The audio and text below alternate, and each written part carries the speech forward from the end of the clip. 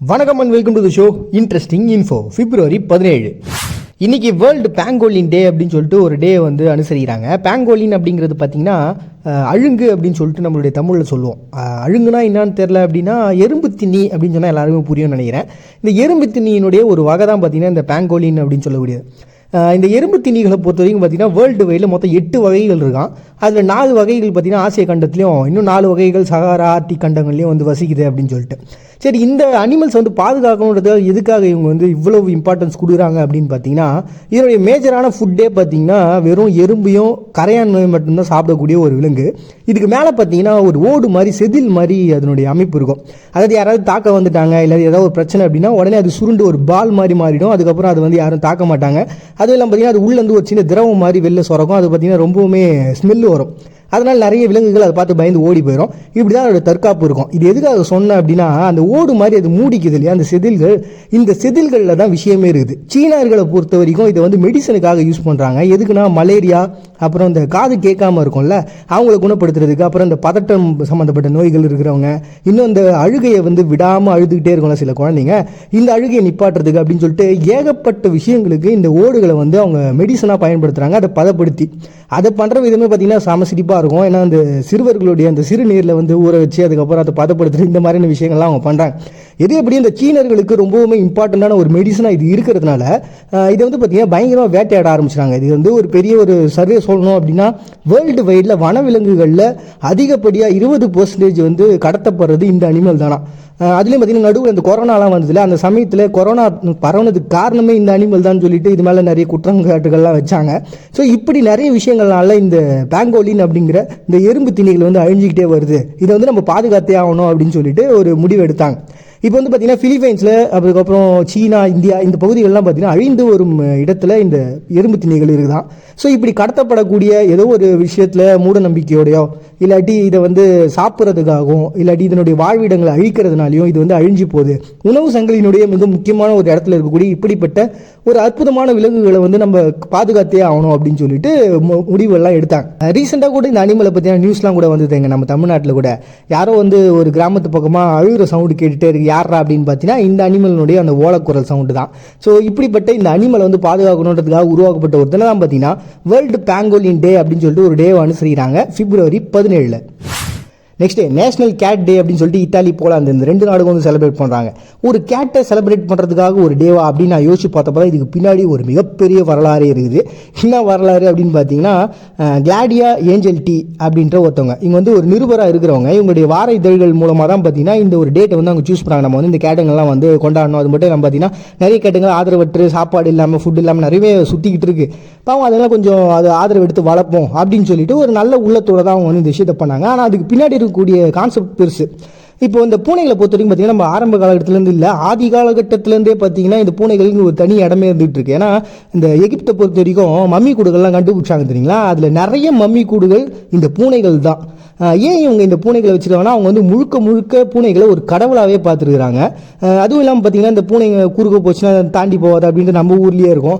அந்த மாதிரி இந்த பூனைகளை வந்து ஒரு மிகப்பெரிய ஒரு மந்திர சக்தி உடையதாகவே இந்த இத்தாலி நாட்டில் இருக்கக்கூடிய மக்கள்லாம் பார்க்குறாங்க.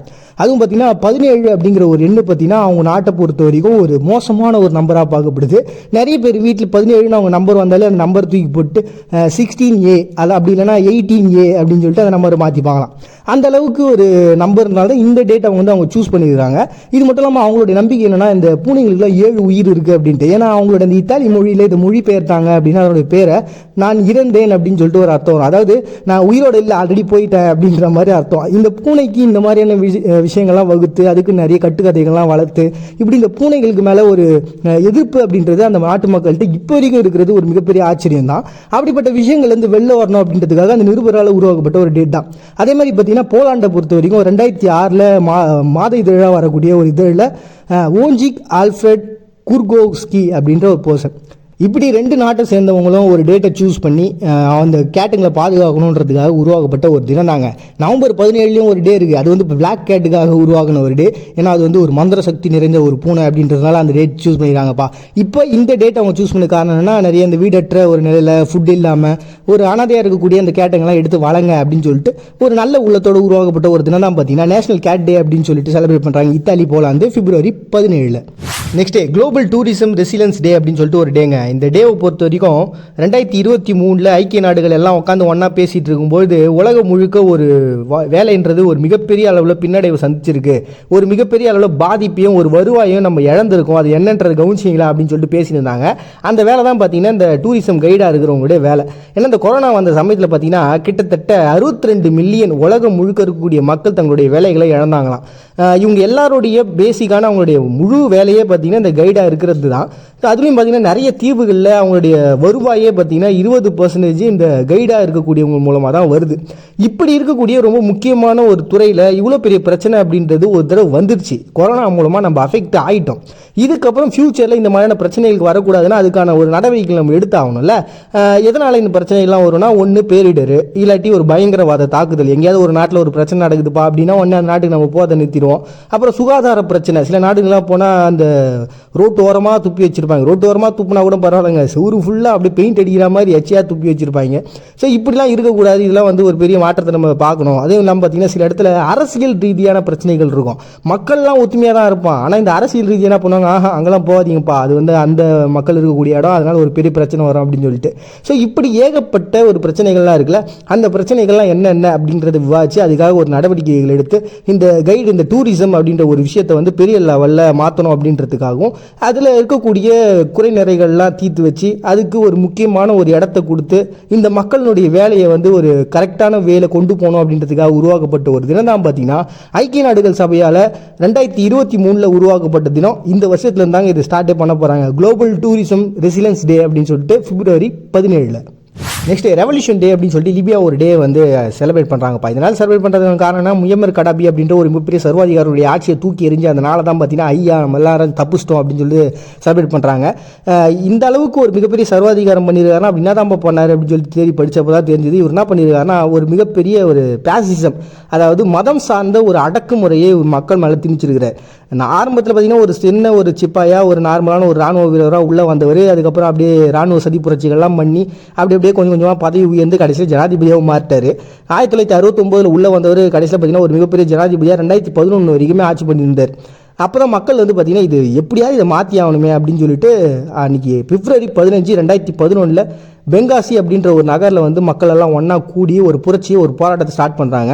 அப்படி ஸ்டார்ட் பண்ணது பார்த்திங்கன்னா அதுக்கு அடுத்தது ஒரு 2 நாள் கழிச்சு ஜிந்தன், பெர்னா, பைடா அப்படின்னு சொல்லிட்டு சில பகுதிகள், இந்த பகுதியெல்லாம் என்ன பண்ணுறாங்கன்னா, நம்ம சும்மாலாம் கத்தின்னு வேலைக்காகாது, அமைதி போராட்டம்லாம் வேலைக்காகாது, ஆயுதங்கள் எடுடா பார்த்துக்கலாம் அப்படின்னு சொல்லிட்டு எல்லாரும் ஆயுதங்கள்லாம் ஏந்தி ஒரு மிகப்பெரிய ஒரு போராட்டமாக புரட்சியாக வலுத்த அந்த நாள் தான் பார்த்திங்கன்னா February 17. அதனால தான் இந்த நாளை வந்து அவங்க சூஸ் பண்ணிடுறாங்க. சரி, அப்படி என்ன தான் பண்ணார் சர்வாதிகாரம்னா என்ன ஹிட்லர் மாதிரி எல்லாரும் போட்டு தள்ளாரா அப்படின்னு கேட்டிங்கன்னா இல்லை, ஒரு பேசிச ஆட்சி. கிட்டத்தட்ட ஹிட்லர் மாதிரி தான். அந்த யூதர்களை வந்து கொண்டு குவிக்கணும் அப்படின்றது இவரோட எண்ணமாகவும் இருந்தது. எப்படிப்பட்ட ஒரு எண்ணம்னா, இவர் வந்து ஒரு குறிப்பிட்ட ஒரு மதத்தை எடுத்துக்கிட்டு அந்த கொள்கைகளை மட்டுமே ஃபாலோ பண்ணுற ஒரு ஆள். அதில் வந்து பார்த்தீங்கன்னா ஒரு சின்ன உதாரணம் சொல்கிறேன் பாருங்களேன். ஒன்றும் இல்லை, இத்தாலிக்கு போயிருந்துருக்காரு. அங்கே வந்து ஃபேஷன் டிசைனிங் பண்ணக்கூடிய அந்த பொண்ணுங்களாம் பார்த்துட்டு கிட்டத்தட்ட ஒரு 200 பொண்ணுங்களை ஒன்றா கூப்பிட்டு வந்து நீங்கள் ஒன்றே மதம் மாறுங்க அப்படின்னு சொல்லிட்டு மதம் மாற்றி விடுவாராம். இந்த அளவுக்கு ஒரு விஷயத்தை பண்ணுறாரு. இப்போது மதம் அப்படிங்கிறது அவங்கவுங்க தனிப்பட்ட விருப்பம். அதை வந்து இவர் இந்த மாதிரி மாற்றுறது அப்படின்றது பார்த்துங்களேன். இது ஜஸ்ட் ஒரு உதாரணம் தான். இந்த மாதிரி ஏகப்பட்ட விஷயங்கள் இருக்குது இவருடைய வாழ்க்கையில். ஸோ இப்படிப்பட்ட விஷயங்களை வந்து மக்களால் ஏற்றுக்க முடியல. ஏன்னா ஒரு சராசரியான ஒரு வாழ்க்கை வாழணும்னா இந்த மாதிரியான விஷயங்கள் இருந்தால் எப்படி அந்த நாட்டுக்குள்ளே வாழ முடியும்? அதனால தான் பார்த்தீங்கன்னா மக்களுக்கு கொந்தளிச்சு எழுந்திருக்காங்க. இந்த நாளை பொறுத்த வரைக்கும் அவங்க இன்னொரு பேரோட வச்சிருக்காங்க, டே ஆஃப் ரேஜ் அப்படின்னு சொல்லிட்டு. அப்படின்னா என்னன்னா கோபத்தினுடைய வெளிப்பாடு. இப்படி 2011 உருவான இந்த புரட்சியும் போராட்டமும் பார்த்தீங்கன்னா 8 மாதங்கள் தொடருது. கடைசியாக முயம்மர் கடாபியை பிடிச்சிடுறாங்க, அவரை கொலையும் பண்ணிடுறாங்க. எப்படியோ அவங்களுக்கு ஒரு மிகப்பெரிய சர்வாதிகார ஆட்சி இத்தனை வருஷங்கள் கழிச்சு ஒழிஞ்ச அந்த நாளை பார்த்தீங்கன்னா மக்கள் எல்லாரும் இந்த புரட்சி தொடங்கின அந்த நாள் தான் மிகப்பெரிய நாள் அப்படின்னு சொல்லிட்டு, ரெவல்யூஷன் உருவான நாள் அப்படின்னு சொல்லிட்டு ரெவல்யூஷன் டே அப்படின்னு சொல்லிட்டு செலிப்ரேட் பண்ணுறாங்க லிபியா February 17. நிம்மதியாக வாழ விதிகளை வகுத்துக்கிட்ட கூட்டம் கேள்வி கேட்குறவனுக்கு என்ன பதில் சொல்கிறதுன்னு தெரியாமல் கை காட்டின இடம் தான் கடவுளும் தோணும். மறுபடியும் எங்களை நாளைக்கு வந்து சதிக்கிறாரு. உங்ககிட்ட விடைபெறுகிற அவங்க பாண்டிய நீங்கள் பார்த்துட்டு இருக்கீங்க. இந்த நிகழ்ச்சி இன்ட்ரெஸ்டிங் இன்ஃபோ.